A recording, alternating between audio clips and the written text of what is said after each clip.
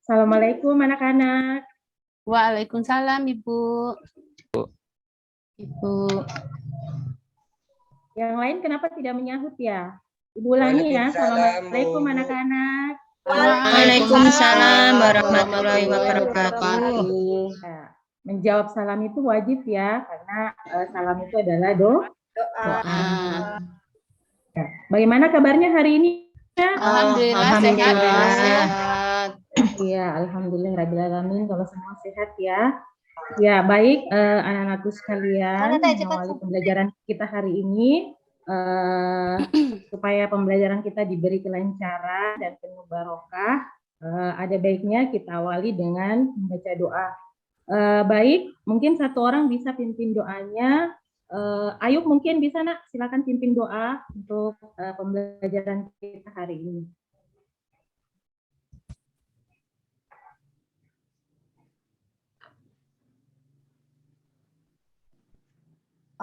Pak Ayub. Aktifkan dulu mic-nya nak, Ayub. Dulu Pak Ayub.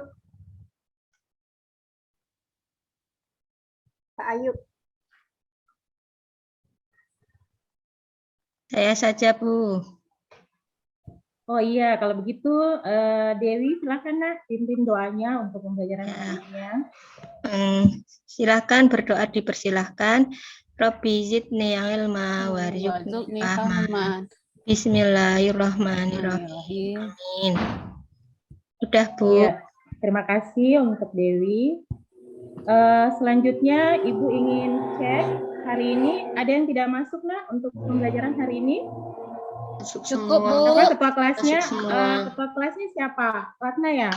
Ratna ada yang tidak masuk nak temannya hari ini? Saya kira masuk semua, Bu. Oh iya, masuk semua ya. Alhamdulillah kalau hadir semua. Ya, Ibu cek dulu ya di daftar hadir Ibu. Oh iya, Ibu, si ini Ya. katanya dia terlambat, itu motornya pecah ban, Bu. Ada laporan, maaf Bu, saya lupa menyampaikannya.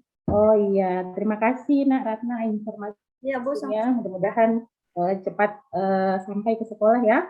Amin, Bu. Iya. Baik anak-anakku sekalian. Jadi alhamdulillahirrahmanirrahim karena pada hari ini kita bertemu kembali dalam pembelajaran atau proses belajar mengajar mata pelajaran ekonomi.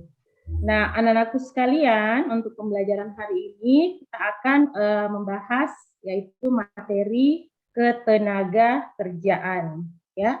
Nah, sebelumnya tentu anak-anakku sekalian masih ingat materi yang telah kita pelajari pada pembelajaran yang lalu di KD 32, yaitu ada mengenai apa? Pertumbuhan dan pembangunan ekonomi, Bu. Iya, bagus sekali Erli, pertumbuhan dan pembangunan ekonomi. Nah, anak-anakku sekalian, apa kaitannya pertumbuhan dan pembangunan ekonomi dengan ketenaga kerjaan? Ada yang mungkin bisa menjelaskan kira-kira apa kaitannya antara pertumbuhan ekonomi dengan ketenaga kerjaan? Ada yang bisa, nak? Kalau ekonominya bertumbuh, otomatis nanti tenaga kerjanya ini, Bu, mendapatkan lapangan pekerjaan. Maksudnya ya, tersedia lapangan pekerjaan. Ya, berarti lapangan pekerjaannya semakin luas ya? Ya. Ya, ada lagi yang lain mungkin, nak? Saya, Bu. Ya, silakan Ayub. Kalau pertumbuhan ekonominya bagus, Bu, biasanya kita yang sebagai tenaga kerja juga dapat penghasilan banyak. Jadi kita juga bisa belanja banyak-banyak, belanja sayur, belanja lain-lain untuk dipakai di rumah. Bertambah lagi uang jajannya ya dari mamanya ya. Iya, Bu. Itu yang saya harap, Bu. Iya, bagus sekali. Jadi bagus sekali tadi nak pendapatnya dari Dewi dan Ayub. Jadi pertumbuhan ekonomi atau dan pembangunan ekonomi itu berkaitan penting dengan ketenaga kerjaan. Selain tadi yang disebutkan temannya, tentu faktor yang sangat mendukung keberhasilan pembangunan ekonomi adalah dari faktor tenaga kerjanya. Ya, baik anak-anakku sekalian. Selanjutnya anak-anakku sekalian, mungkin ada yang bertanya, Bu, kenapa sih? Ya, kenapa nak, Mas Esa? Mau izin ke belakang, Bu? Boleh, Bu? Oh iya. Mau apa itu? Mau ke belakang, Bu, ke belakang.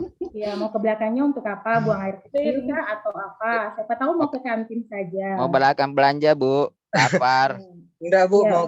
mau ke kamar mandi, Bu, kamar Oh mandi. iya. Ibu kasih waktu 2 menit ya. Iya, Bu. Terima kasih, Bu. Ya. Oke, silahkan.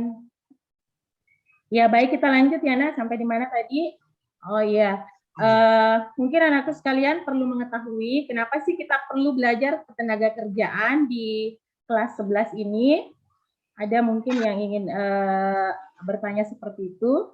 Jadi, Nak, tenaga kerja kenapa harus dipelajari adalah karena anak-anakku ini kan semua adalah calon-calon tenaga Kerja. ya, calon-calon tenaga kerja. Jadi tentunya anak-anakku sekalian perlu mengetahui tentang apa sih itu tenaga kerja, bagaimana itu tenaga kerja. Nah, untuk selanjutnya, untuk lebih memperdalam lagi tentang kenapa anak-anakku sekalian perlu belajar ketenaga kerjaan, Ibu ingin tampilkan slide, silahkan diperhatikan ke depan ya anak-anakku sekalian. Sudah bisa dilihat, Nak? Proses, Bu. Nah, sudah, Bu. Oh iya, sudah ya? Sudah. Ya, jadi Ibu harapkan perhatiannya semua ke depan. Terima kasih, Bu. Ya, Mahesa sudah datang ya.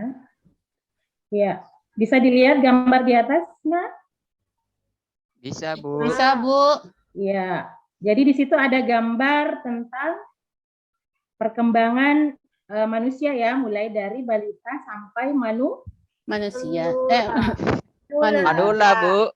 ya, manula. Mulai dari balita sampai manula, Bu. Iya. Nah, anak-anakku sekalian juga nanti pasti dan akan melalui proses ini. Nah, sekarang yang ingin Ibu tanyakan, kira-kira apa kaitan gambar ini dengan ketenagakerjaan ya? Saya, Bu. Iya, coba silakan Mahesa. Ini kalau melihat dari gambarnya, Bu. Ini kan Ya. dari bayi, Bu, dari bayi sampai Iya. tua. Kalau bayi itu kan masih belum bisa bekerja, Bu ya. Iya, Nah, betul. terus nanti itu kalau sudah dewasa baru bisa bekerja, Bu. Nah, Iya. kalau sudah tua baru tidak bisa bekerja lagi, Bu. Iya. Jadi kesimpulannya Mahesa bisa dikasih kesimpulan? Kesimpulannya itu kita bekerja di saat kita remaja, Bu. Kalau menurut saya, Bu. Ya. Iya. Jadi Iya, kalau bagus. masih anak-anak sama kalau sudah tua nggak bisa bekerja juga. Jadi kesimpulannya tenaga kerja itu pas waktu masih remaja, Bu, sehat gitu loh, Bu. Iya. Ya, terima kasih Mahesa atas pendapatnya. Ada lagi yang lain yang ingin menanggapi tentang gambar di atas kaitannya dengan tenaga Saya, kerja? Bu. Ya, yang lain dong, jangan ayub terus. Saya, Bu. Iva, coba Iva, mana Subandi, suaranya? Bu, Subandi tuh, Bu, dipanggil, Bu, disuruh, Bu, Subandi. Ya, Subandi sebentar dapat giliran. Ibu persilakan Iva dulu, silakan Iva. Dari gambar itu saya melihat orang yang bisa bekerja itu mulai dari remaja dan mungkin sama seperti ayah saya itu pensiunnya saat usia 60 tahun. Jadi mungkin dari gambar itu untuk yang bisa bekerja dari remaja sampai usia sebelum 65, Bu. Seperti itu. Ya, betul sekali. Terima kasih Iva, jawabannya bagus sekali dan juga melihat realita atau pengalaman Iva sendiri dengan bapaknya yang memasuki usia pensiun pada usia 65 tahun. Iya. Jadi Ibu kira cukup dari dua pendapat tadi, mungkin anak sekalian sudah bisa menyimpulkan atau melihat bahwa tenaga kerja itu berhubungan dengan Usia kerja. Iya, usia atau ada usia produktif ya. Nah, selanjutnya Ibu masih ada gambar satu lagi nih, silakan dilihat ya. Nah, sudah lihat? Ya, Bu.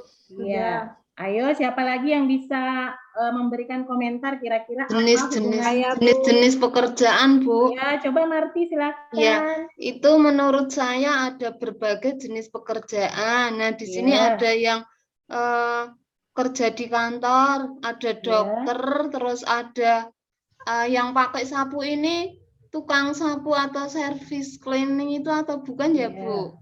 Iya, cleaning service, betul. Itu, Bu, menurut saya. Iya.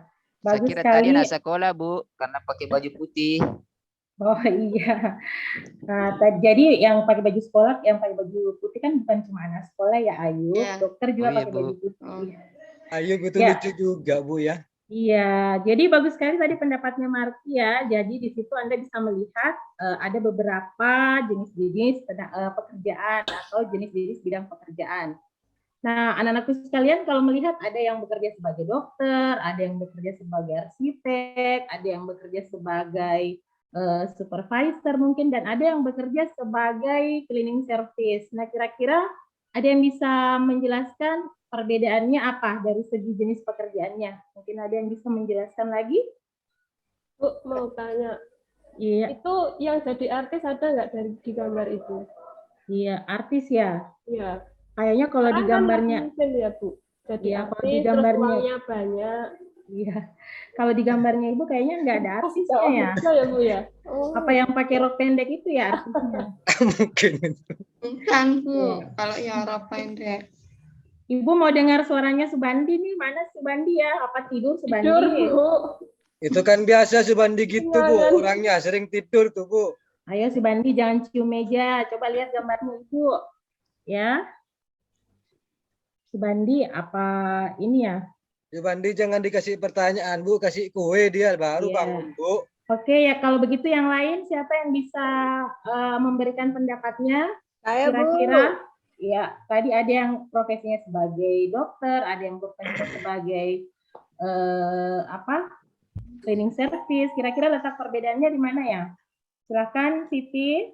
Ya Bu, itu kan ada yang tadi kawan-kawan bilang cleaning service, kantoran, dokter.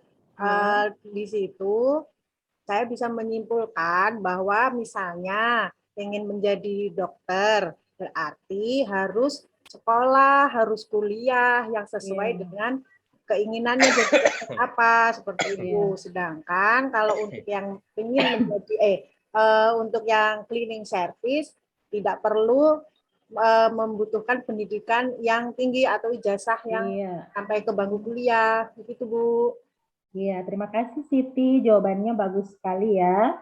Jadi anak-anakku sekalian tentu bisa melihat bahwa di sini ada beberapa pekerjaan yang membutuhkan keilmuan dan ada pekerjaan yang hanya membutuhkan atau mengandalkan tenaga. Iya, tenaga. Jadi anak-anakku sekalian nanti di sini bisa melihat dan mungkin bisa dijadikan sebagai pedoman nanti ke depannya anak-anakku sekalian setelah lulus misalnya dari SMA ini. Nah, tentu mau melanjutkan cita-citanya mau jadi apa. Nah, nanti kira-kira ke depannya mau jadi tenaga kerja apa? Apakah tenaga kerja yang mengandalkan ilmu atau tenaga kerja yang mengandalkan tenaga. Nah, tentu ada banyak pertimbangan, termasuk juga dari segi penghasilan, karena pasti akan berbeda yang bekerja dengan ilmu dan yang bekerja dengan tenaga atau yang mengandalkan tenaga, seperti itu ya. Bisa dipahami anak-anakku sekalian? Bisa Bu. Jadi kedepannya mau jadi tenaga kerja yang pakai ilmu atau yang pakai tenaga nih? Yang pakai ilmu Bu. Ilmu Bu, mau kuliah Bu. Iya, mudah-mudahan Ibu doakan semua harapan dan cita-citanya tercapai ya. Amin. Baik, mungkin itu motivasi yang bisa Ibu berikan. Sekarang kita bisa masuk ke pembelajaran untuk hari ini atau pembelajaran ini anak-anak sekalian. Nah, selanjutnya Ibu ingin menyampaikan bahwa kompetensi dasar yang akan kita bahas pada hari ini adalah menganalisis ketenaga kerjaan dalam pembangunan ekonomi. Kemudian adapun indikatornya yang pertama membandingkan antara tenaga kerja, angkatan kerja, dan kesempatan kerja. Yang kedua, mengidentifikasi jenis-jenis tenaga kerja. Dan yang ketiga, menganalisis faktor yang mempengaruhi kesempatan kerja dan upaya meningkatkan kualitas tenaga kerja. Nah, tujuan pembelajaran yang ingin dicapai anak-anakku sekalian adalah dalam pembelajaran ini kita akan menggunakan model pembelajaran PBL atau Problem Based Learning dengan pendekatan PPACK. Diharapkan dengan model pembelajaran ini anak-anakku sekalian nanti bisa membandingkan antara tenaga kerja, angkatan kerja, dan kesempatan kerja, serta anak-anakku sekalian mampu menganalisis upaya meningkatkan kualitas tenaga kerja dengan penuh tanggung jawab, bekerja keras, dan bekerja sama. Nah, hal penting lain yang perlu anak-anakku ketahui dalam pembelajaran ini nanti Ibu akan menggunakan 3 aspek penilaian. Jadi Ibu akan menilai dari segi pengetahuan, mungkin dengan evaluasi secara tertulis, kemudian penilaian sikap ya dalam proses pembelajaran, dan ada penilaian keterampilan. Ya, penilaian keterampilan nanti Ibu akan nilai dari proses diskusi dan juga persentase hasil diskusi. Bagaimana anak-anakku sekalian, sudah jelas ya? Jelas, Bu. Jadi seperti itulah alur pembelajaran kita untuk pertemuan hari ini. Nah, selanjutnya Ibu akan jelaskan sedikit mengenai materi kita, tapi hanya intinya saja. Nanti selanjutnya anak-anakku sekalian bisa pelajari lebih lanjut, apakah melalui literasi dengan membaca buku ajar atau buku paket, atau melalui kajian atau hasil dari internet. Nah, anak-anakku sekalian, bisa dilihat untuk lebih memudahkan, Ibu tampilkan peta konsepnya. Bisa dilihat ya? Ya, Bu. Ya, Ya. Nah, yang pertama anak-anakku sekalian lihat ada yang paling atas itu adalah penduduk. Kenapa penduduk? Karena tenaga kerja itu adalah merupakan bagian dari penduduk. Iya. Jadi anak-anakku sekalian, dalam konsep ketenagakerjaan, penduduk itu dibagi 2. Ada penduduk usia kerja dan ada penduduk di luar usia kerja. Contohnya tadi yang di gambar ditampilkan, misalnya yang bayi itu tidak termasuk penduduk usia kerja. Kemudian yang sudah tua atau lansia juga sudah tidak termasuk usia kerja. Untuk lebih jelasnya nanti sebentar dilihat. Nah, di sini penduduk di luar usia kerja itu tidak terbagi lagi, sudah mentok sampai di situ saja. Selanjutnya penduduk usia kerja itu dibagi lagi, ada yang angkatan kerja dan ada bukan angkatan kerja. Ya, jadi usia kerja terbagi 2, ada angkatan kerja dan ada bukan angkatan kerja. Nah, angkatan kerja ini terbagi 2 lagi, ada yang dikatakan menganggur dan ada yang sedang bekerja. Kemudian bukan angkatan kerja itu terbagi 3, ada yang sekolah, mengurus rumah tangga, dan penerima pendapatan. Nah, berarti anak-anakku sekalian ada di sini ya, karena sekarang kan Anda sedang sekolah. Berarti Anda termasuk bukan angkatan kerja. Nah, untuk lebih jelasnya bisa dilihat dulu apa sih itu tenaga kerja, angkatan kerja, dan bukan angkatan kerja. Ya. Nah, kita lihat dulu pengertian ketenagakerjaan. Secara umum menurut Undang-Undang Nomor 13 bahwa ketenagakerjaan adalah segala sesuatu yang berkaitan dengan tenaga kerja, baik pada waktu sebelum bekerja, selama bekerja, maupun sesudah masa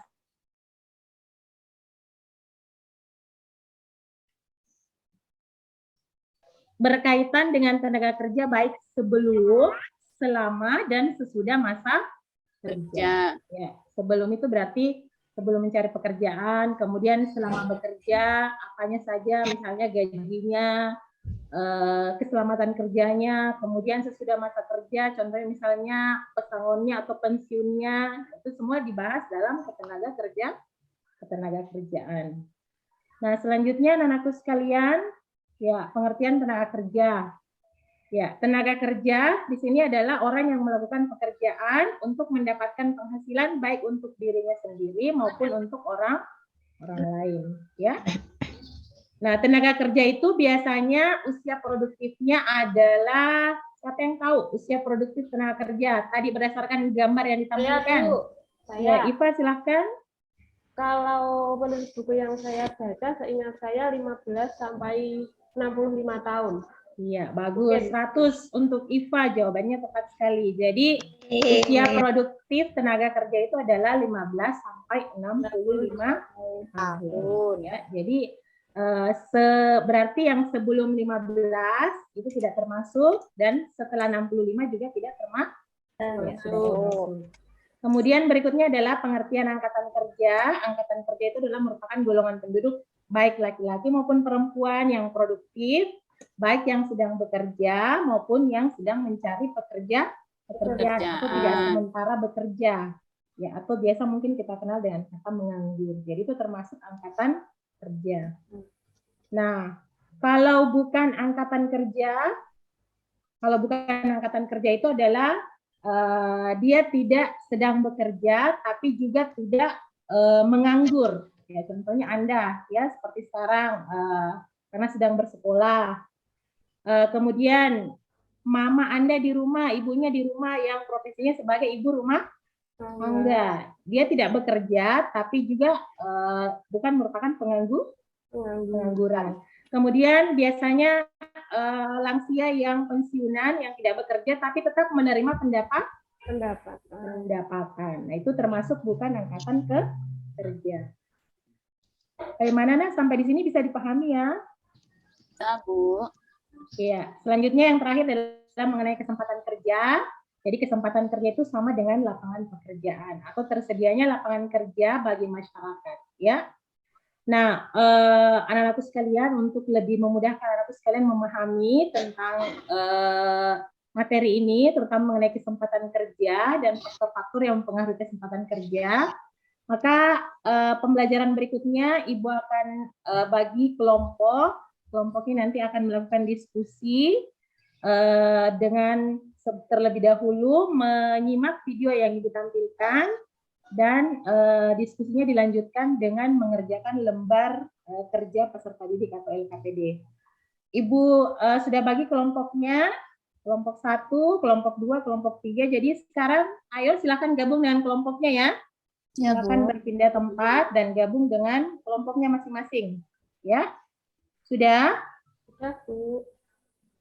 Ya, kalau sudah, nah sekarang jadi kelompok 1 itu ketuanya Ayub, kelompok 2 ketuanya Subandi, dan kelompok 3 ketuanya Nisa atau Mahesa ya.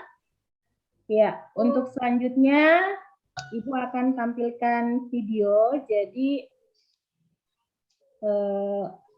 tolong diperhatikan baik-baik.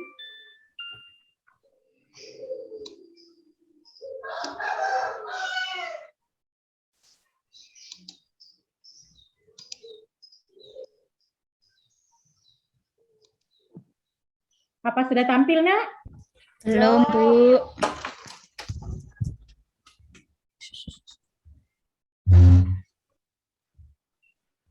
Bu, sebentar ya. Belum tampil ya? Belum, Bu.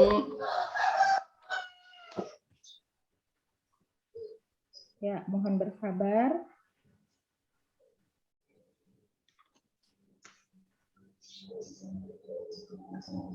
Ibu stop share dulu.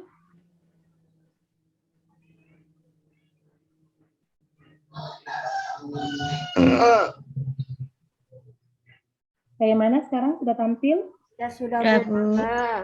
Ya. Silakan disimak videonya ya.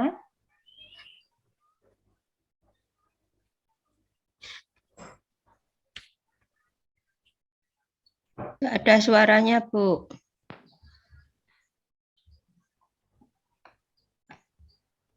Sudah ada suaranya? Sahabat Kompas. Bagaimana suaranya? Bu. Sudah. Sudah, Bu. Itu putus-putus. Bappenas menyebut memerlukan tenaga kerja asing atau TKA dari China sebagai tukang las rel proyek kereta cepat Jakarta-Bandung. Deputi Bidang Kependudukan dan Ketenagakerjaan BPN Bappenas Pungki Sumadi beralasan proses penguatan membutuhkan teknik tingkat tinggi. Pasalnya, besi untuk rel kereta cepat juga memiliki kualitas yang berbeda dari yang tersedia di dalam negeri. Kendati demikian, Pungki sendiri mengaku keberadaan tukang las dari China memang membuatnya terkejut. Sebab menurut pemahamannya, kualitas operator las dalam negeri pun masih bisa diandalkan.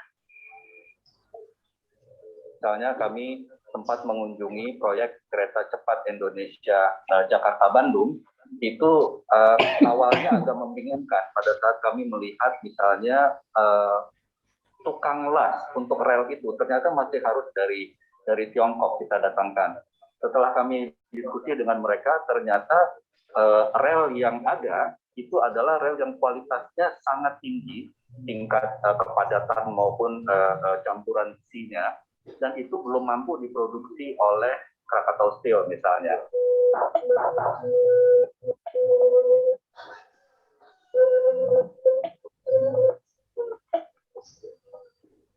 Adapun banyaknya tenaga kerja asing yang dipekerjakan di Indonesia masih menjadi persoalan. Pasalnya, mayoritas tenaga asing dipekerjakan di level profesional. Di antaranya yakni teknisi pemasangan alat-alat berat hingga jajaran direksi. Ditjen Bina Peta dan PKK Kemenak Suhartono menyebut tenaga asing diperlukan untuk memudahkan penggunaan alat berat yang pengoperasiannya menggunakan bahasa asing. Selama 2019 hingga 2021, Kementerian Tenaga Kerja mencatat ada lebih dari 100.000 pekerja asing di Indonesia. Meski jumlahnya masih banyak, Suhartono menyebut angka pekerja asing selama pandemi mengalami penurunan. Pada tahun 2021, jumlah pekerja asing di Indonesia menurun hingga berjumlah 88.271 orang. Namun tak dapat dipungkiri, banyaknya tenaga kerja asing di Indonesia menjadi kekhawatiran bagi pekerja dalam negeri. Badan Pusat Statistik atau BPS mencatat per Agustus 2021 ada 9,1 juta orang pengangguran di Indonesia. Terkait hal ini, pengamat kebijakan publik Universitas Padjadjaran Yogi Suprayogi Sugandi pun angkat bicara. Menurutnya, tenaga kerja asing seharusnya juga bertindak sebagai pendamping bagi pekerja Indonesia, sehingga pekerja Indonesia dapat menerima ilmu dari para pekerja asing.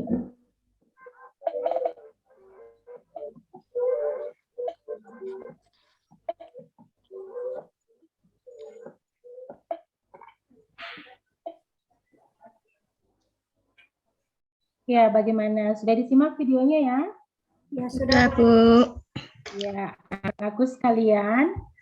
Selanjutnya, Ibu akan bagikan LKPD-nya untuk proses diskusi atau membantu proses diskusi. Dan nantinya anakku sekalian akan berdiskusi mengerjakan LKPD tersebut berdasarkan apa tadi yang Anda simak dari video dan juga berdasarkan hasil kajian atau hasil literasi dari buku paket yang sudah ada. Baik Nak, Ibu bagikan LKPD-nya, jadi satu LKPD, satu kelompok. Nanti tergantung dari ketuanya siapa yang diberikan tugas untuk menulis dan tentunya semua harus diskusi. Ya,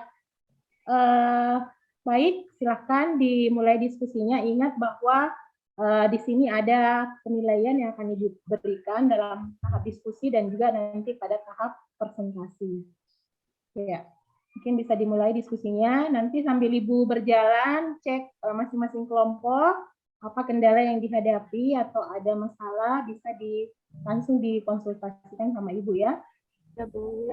LKPD-nya kelompok 2 belum, Bu? Oh iya, tunggu ya. Ya. Iya, tunggu. Jadi Ibu ambilkan dulu LKPD-nya. Sudah.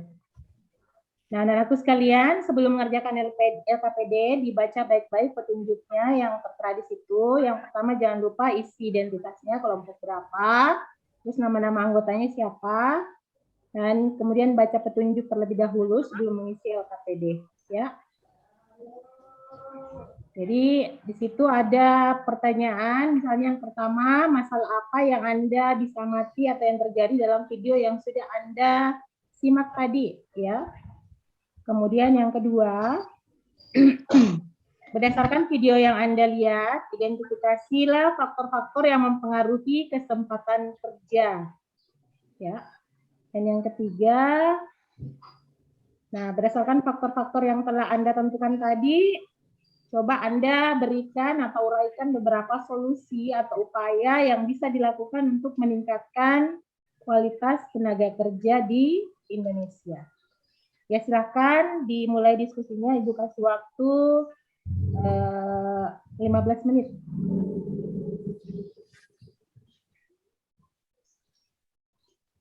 Bagaimana kelompok 1?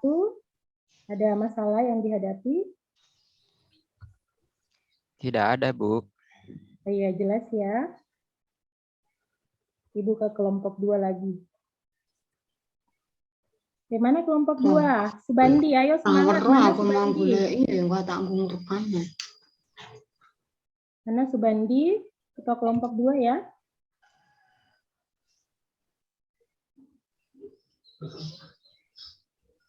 Tidak ada masalah, jelas ya. Silakan dilanjutkan diskusinya. Nah, kelompok 3 nih, kelompoknya Mahesa. Bagaimana Mahesa, ada kendala nak? Sementara belum, Bu. Sementara Tuh Bu, mau tanya untuk solusinya. Ya, kenapa? Solusi itu dari pekerja itu sendiri atau dari pemerintah ini? Maaf, mungkin bisa diulangi pertanyaannya, Naifah. Pertanyaan nomor 3 tadi kan solusi untuk meningkatkan kualitas tenaga kerja. Nah, ini solusinya itu yang datang dari tenaga kerja itu sendiri atau dari pemerintah ini? Iya, bisa dua-duanya. Jadi sebagai tenaga kerja apa solusinya, dan kalau misalnya pemerintah kira-kira solusi apa yang bisa diberikan. Atau bisa juga Anda sebagai pelajar kira-kira apa upaya yang bisa Anda lakukan untuk meningkatkan kualitas tenaga kerja. Jelas ya Iva? Ada jawaban minimal berapa gitu apa enggak Bu? Tidak ada. Ya, silakan uraikan ya sebanyak-banyaknya semampu kelompoknya. Ya Bu, terima kasih. Iva.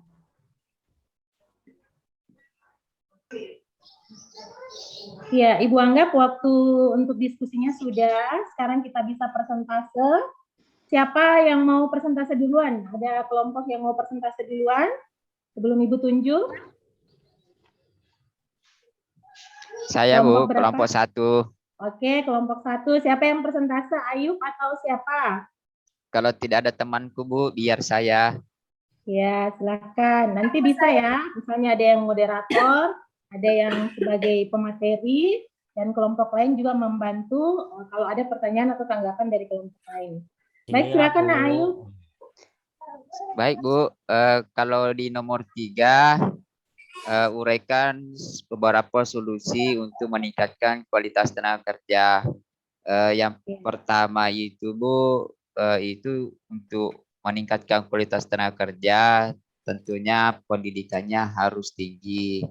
Karena apapun jenis pekerjaannya itu Bu, pendidikannya harus minimal, misalnya tidak boleh asal bilang kalau tukang batu misalnya kuli bangunan biar tidak sekolah tinggi-tinggi, yang penting sudah ada kekuatan untuk bekerja. Itu Bu yang pertama. Yang kedua solusinya adalah pemberian pengetahuan melalui BLK bagi yang tidak memiliki kualifikasi pekerjaan yang memadai. Misalnya kalau mau ke Korea, berarti kalau tidak bisa bahasa Korea, minimal mereka kursus bahasa Korea dengan apa yang mau dikerjakan di sana. Begitu Bu. Iya, terima kasih Ayub. Mungkin ada kelompok lain yang mau menanggapi pemaparan dari kelompok 1 tadi? Izin bertanya Bu. Oh iya, silakan Subandi dari kelompok 2. Ini dari tadi loh Ibu tunggu-tunggu suaranya. Iya. Untuk kelompok 1 saya mau bertanya. Apa yang harus dilakukan ketika kita menghadapi serangan tenaga kerja asing yang sedemikian banyak, sedangkan pengangguran di dalam negeri itu sangat tinggi? Itu saja pertanyaan saya. Baik Bu, kalau apa yang mesti dilakukan ya, kita walau bagaimanapun kita akan tetap bersaing. Jadi kalau mau pekerjaannya lebih bagus lagi ya usahakan pengetahuannya juga ditambahkan, skillnya juga harus, keahliannya juga harus lebih bagus lagi ya, karena kan kita biasa sekolah, yang penting sudah sekolah pulang tidur sudah ya, begitu kalau saya dari kelompok 1. Ya Pak, saya menanggapi kelompok 2 ya. Jadi seperti yang kita lihat cuplikan tadi, begitu banyak tenaga kerja asing yang masuk ke Indonesia, sementara jumlah tenaga kerja di Indonesia juga tidak terhitung jumlahnya ya. Jadi solusi yang bisa kita terapkan ya, sama seperti yang dibilang ketua tadi, kita harus selalu bersaing ya. Jadi kita meningkatkan kualitas tenaga kerja penduduknya. Misalnya kita yang masih sekolah, paling tidak sebelum kita lulus kita harus mendapatkan apa yang namanya magang itu, keterampilan magang. Jadi sebelum itu kita harus ikut dulu terjun ke dunia lapangan kerja. Apa sih yang dibutuhkan di dalam dunia tenaga kerja itu? Jadi kita bisa punya persiapan. Contoh sekarang kan ternyata dunia kerja itu tidak lepas dari IT. Ya, bahkan di pendidikan aja IT itu sudah dianjurkan sekali kan. Jadi setidaknya kita harus menguasai IT terlebih dahulu gitu kelompok 2. Terima kasih teman-teman, saya sudah sangat jelas sekali. Sama. Ya, baik anak-anakku sekalian, dengan selesainya tadi kelompok 3 presentase, Ibu anggap kegiatan diskusi kita pada hari ini sudah selesai dan Ibu ucapkan terima kasih kepada semua kelompok atas partisipasinya dalam proses diskusi maupun presentase. Ibu berikan apresiasi yang setinggi-tingginya ya, karena semuanya sudah berpartisipasi secara aktif. Nah, selanjutnya anak-anakku sekalian, Ibu akan memberikan tugas mandiri atau individu kepada anak-anakku sekalian.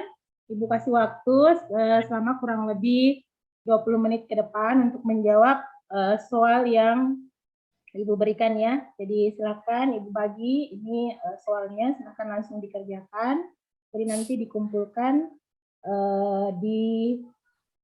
sebelum pembelajaran selesai. Tapi kalau misalnya pembelajarannya sudah selesai dan tugasnya belum selesai, maka tugas tersebut boleh dibawa pulang untuk dijadikan oleh-oleh di rumah atau pekerjaan rumah ya. Terima kasih atas oleh-olehnya, Bu. Ya. Nah, baik anak-anakku sekalian, karena waktu sudah hampir selesai, jadi berikutnya mungkin kita bisa menyimpulkan pembelajaran kita pada hari ini. Mungkin ada dari anak-anakku sekalian yang bisa memberikan kesimpulan tentang pembelajaran hari ini. Siapa? Saya, Bu. Ya, silakan Ratna. Ya, baiklah. Setelah kita mempelajari pelajaran tadi dan menyimak video, maka saya tarik kesimpulan bahwa setiap tenaga kerja itu mereka yang berada di usia produktif, yaitu kisaran antara 15 sampai 65 tahun. Jadi di luar usia tersebut mereka tidak termasuk di dalam angkatan kerja. Dan tenaga kerja itu terbagi-bagi, ada yang tenaga kerja yang hanya mengandalkan fisik, ada tenaga kerja yang mengandalkan tenaga maksud saya keilmuan seperti dokter ya. Terus untuk mampu bersaing ke dunia global, kita harus meningkatkan kualitas tenaga kerja kita melalui latihan BLK ya, Balai Latihan Kerja, yang bisa dibuka oleh pemerintah ataupun keterampilan dari sekolah melalui magang. Mungkin itu saja kesimpulan dari saya, Bu. Terima kasih. Ya, terima kasih Ibu ucapkan kepada Ratna atas kesimpulan yang diberikan. Jadi anak-anakku sekalian, pembelajaran hari ini kita sudah membahas mengenai tadi apa itu tenaga kerja, ketenaga kerjaan, kemudian tenaga kerja, kesempatan kerja, angkatan kerja, dan kesempatan kerja. Kemudian ada jenis-jenis tenaga kerja, antara lain tenaga kerja terdidik, tenaga kerja terlatih, dan tenaga kerja tidak terdidik dan tidak terlatih. Selain itu, ada beberapa faktor yang menyebabkan atau mempengaruhi kesempatan kerja, ya. Dan anak-anak sekalian juga sudah memberikan upaya-upaya yang atau solusi bagaimana meningkatkan kualitas tenaga kerja. Di antaranya tadi adalah dengan meningkatkan kualitas pendidikan, kemudian memperbanyak latihan-latihan baik secara formal maupun informal. Baik, Nak, terakhir Ibu ingin menyampaikan untuk pembelajaran kita pekan depan atau pertemuan berikutnya adalah materi mengenai pengangguran. Jadi silakan anak-anakku sekalian di rumah bisa baca-baca tentang pengangguran ya, untuk materi pembelajaran kita pekan depan.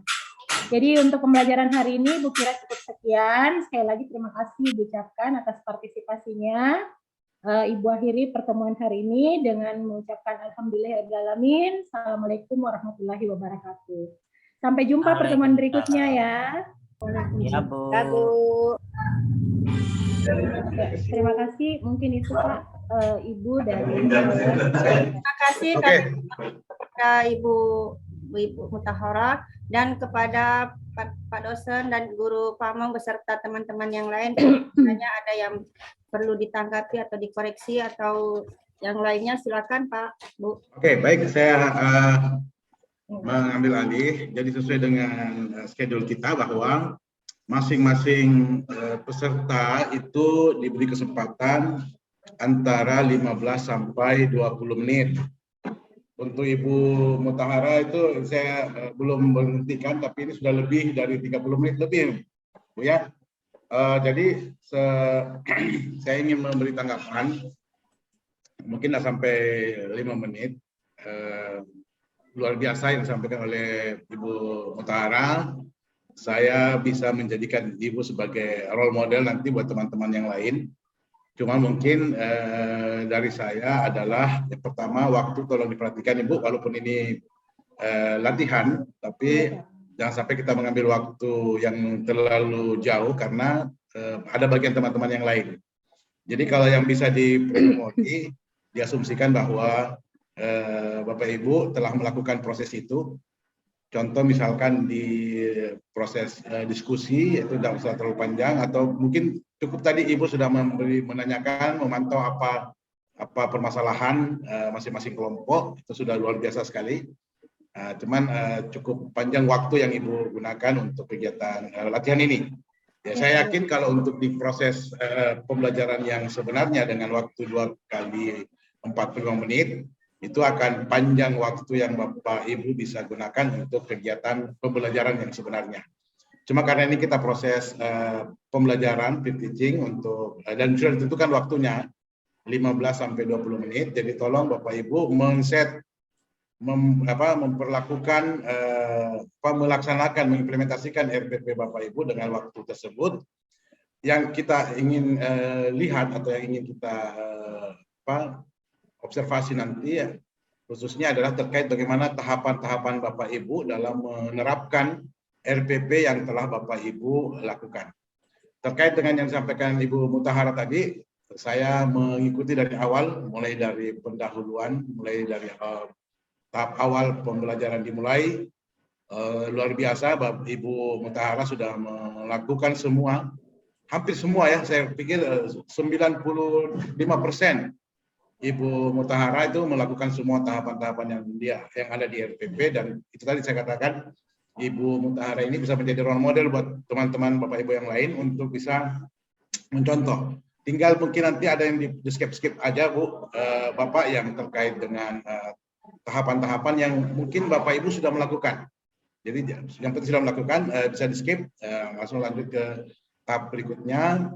Nah, mungkin yang saya sedikit tanggapi dari Ibu Mutahara, dari yang proses yang luar biasa tadi, dari awal sampai akhir, Ibu sedikit lupa untuk menjelaskan tentang butir soal untuk evaluasi buat adik-adik mahasiswa, adik-adik siswa ya, peserta didik. Kenapa? Karena Ibu cuma hanya mungkin kelupaan sebentar saja, tapi sebaiknya itu juga menjadi bagian yang penting dari kegiatan penilaian. Ibu Mutahara cuma menyampaikan ini ada tugas dikerja, kemudian tidak menjelaskan bagaimana butir soal yang ingin disampaikan. Ini penting karena akan menjadi jelas apa yang harus dikerjakan oleh peserta didik sebagai tugas yang akan menjadi pekerjaannya dan menjadi bagian dari penilaian Bapak Ibu di kegiatan evaluasi. Itu saja sih yang sempat saya perhatikan. Yang lain oke, mantap banget Ibu Mutahara. Mulai dari pendahuluan, kemudian pembelajaran inti, kemudian saya tunggu-tunggu cari salahnya nih, ada yang lemahnya nih, ternyata lewat semua nih, sampai di penutup, kemudian pemberian kesimpulan. Ibu Mutahara juga memberikan, bukan beliau yang memberi, tapi dia menyerahkan, mengembalikan kepada peserta. Jadi betul-betul kelihatan bahwa peserta didik itu aktif dalam memberikan atau dalam kegiatan pembelajaran yang Ibu Mutahara lakukan. Itu yang saya katakan luar biasa. Sampai pada bagian akhir pun Ibu sudah mengaitkan materi yang telah Ibu sampaikan dengan materi yang akan datang. Nah, itu sudah sangat luar biasa. Nah, cuman sedikit sekali tadi yang saya sempat lihat, oh ini lupa mungkin Ibu Mutahara menyampaikan butir soal terkait dengan tugas yang akan dikerjakan oleh siswa. Jangan sampai siswa nggak tahu nanti ada yang kurang jelas soalnya. Jadi kan nanti bagian akhirnya itu pertanyaan Ibu, apakah soal ini jelas untuk dikerjakan? Itu nggak ada tadi yang Ibu Mutahara mungkin kelupaan. Tapi yang lainnya mantap banget Bu. Oke, itu tanggapan saya terkait dengan Bu Mutahara. Mohon maaf, Bapak Ibu bisa menilai masing-masing tanpa memberikan pendapat karena sesi pendapat itu sebenarnya sudah kita bahas di pertemuan kemarin. Jadi hari ini kita akan pre-teaching saja. Kami, Ibu Rahmi dan saya yang akan memberikan tanggapan. Bapak Ibu mungkin nanti di bagian akhir baru bisa memberikan, kami beri kesempatan juga untuk memberikan tanggapan. Ya. Oke, terima kasih Ibu Mutahara atas paparannya. Ibu Mutahara selanjutnya menjadi moderator. Saya silakan Ibu untuk menunjuk siapa yang akan menjadi presenter selanjutnya. Silakan.